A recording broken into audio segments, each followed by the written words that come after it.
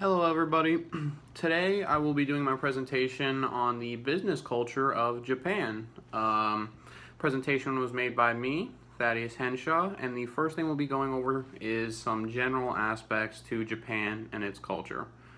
Japan's language, its national language, is Japanese.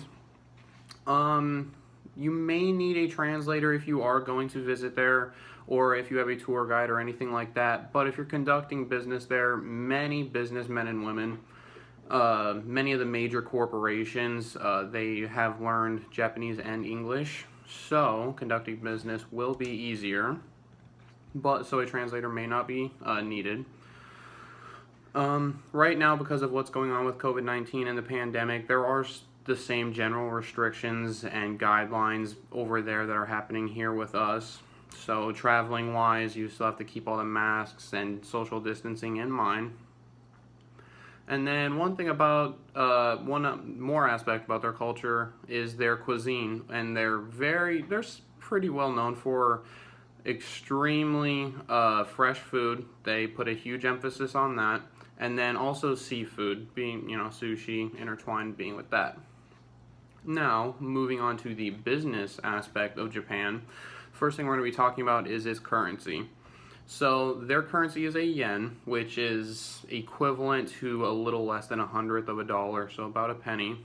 Some common denominations for their money are 1,000, 5,000, and $10,000 bills, in yen, which would be equivalent to $1, $5, and $10 for us.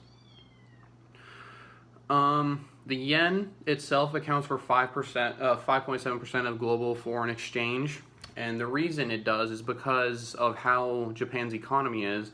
Their money doesn't fluctuate; it holds about the same value. It does go up or down, but it makes it extremely good to have as a holder for share. And then a smaller aspect of Japan's business culture is they're not necessarily a tipping culture. In some places it's frowned upon, in others it's just regarded as weird, not necessarily normal. And then to go along with that, while you're conducting business over there, you should be aware of the attire that is needed. So it's generally very strict and conservative. Men's business attire consists of having a dark suit, navy, black, dark gray, anything within that realm. Underneath, have a white t-shirt or white dress shirt. Conservative tie as well, usually something dark to go along with it, something in the blue or red family, such as navy or maroon or anything like that. Black or brown dress shoes with dark socks to match the suit. And then women's is about the same with the general equivalent. Dark or solid skirt suit. Pantsuits are also acceptable, but they're generally not preferred. Simple white blouse underneath. Dark shoes with 5 to 7 centimeter heels. To go along with that, no open-toed shoes. It's regarded as not very professional in most settings. And then nude or sheer tights, and accessories should also be limited. That goes for both. Try and keep jewelry and anything flashy such as that to a minimal. Okay, so communication, the cultural context of Japan as compared to what we have here in the U.S. So how in the U.S. goes is we're generally very specific. We don't say something unless it needs to be said or unless it holds importance. It's generally presented as detailed and precise, not leaving a whole lot up to a guess or a thought. One thing as a culture that we're poor at and is emphasized in other cultures is decoding unspoken messages such as tone and what's not being said. So what's being left out of this sentence is something that is big in other cultures such as Japan. It's more of the main idea of the topic being talked about. And then also hard to pick up on body language here.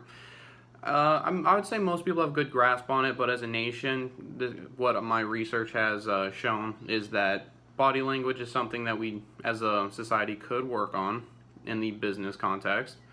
And then, as I was kind of saying earlier, Japan is, or to go along with that, Japan is less direct in their communication because they do put an emphasis on the human relations, such as, like I was saying, the tone, the body language, and what's not happening. So they have a sensitivity towards nonverbal cues and feelings, everything that's not being shown. And then another part of their society, or our societies, is our view on individualism and collectivism. The U.S. very strongly prefers individualism. It's a 90% favoritism out of the poll that I researched. And then Japan, I was a bit surprised, but they're split down the middle more or less with a slight preference for collectivism. I thought it would be more of a preference. So 54% favoritism for collectivism. They put harmony above the expression of individual opinions, so the group matters more than the individual. Group leadership is more highly regarded than the individual initiative.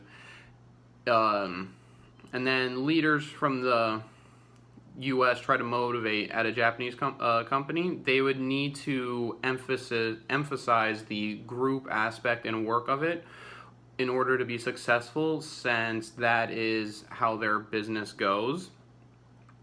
Trying to bring our individualistic, such as in a business setting, having the employees compete against each other in a way of getting work done faster or anything like that, that generally will not work over there. It's better to use a group reward system. And then moving on to time orientation, the U.S. is considered a normative culture. New information is generally analyzed and evaluated for truth. There's not too much depth beyond that unless there is specifically supposed to be. And one thing that is very obvious in our society is that time is seen as money. If you're not doing something or not working, you're wasting time, which is the equivalent of wasting money. And we have a low rating of 26 on the LTO dimension, as compared to Japan's 88 on the LTO dimension. They're a very monochronic culture with a long-term orientation towards time. They think ahead to the future. They emphasize the future. What can they do now to help themselves later and progress further down the line? It's generally, they think linearly and prioritize depending on importance to go along with thinking for the future. It's very rational and objective about decision making for the future. There's not necessarily an emphasis on emotion or anything of that nature. And then another aspect between these two is the power distance. The power distance in the US is 40 as compared to Japan's 54, which they do seem close, but there is a big difference in how we perceive the power distance. So in Japan, they're more likely to listen to their superiors and not question the decisions. They take what is being told to them and just accept it. There's not too much upheaval in the trust and leadership of their managers and CEOs or anything like that. The managers also control the meetings. It's not necessarily led by the employees where they share or anything like that. Like I was saying earlier, the decisions made by the managers or anyone in power, generally not questioned. And the titles are very important in a business. If someone is a CEO, it is very important that's emphasized. Anyone of power, it should be emphasized and known.